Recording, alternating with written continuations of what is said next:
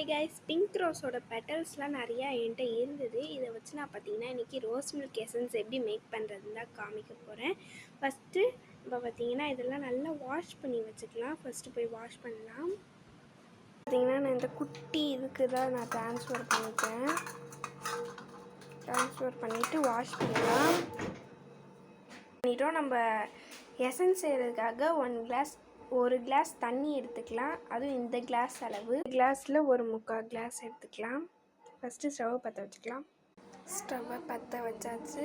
தண்ணி நல்லா கொதிக்கட்டும்.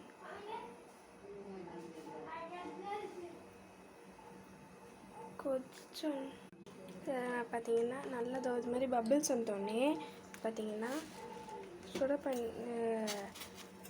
கழுவி வச்சுருந்த பெட்டல்ஸ்லாம் எடுத்து போட்டுக்கலாம். கிண்டிக்கலாம் இதை. பாய்.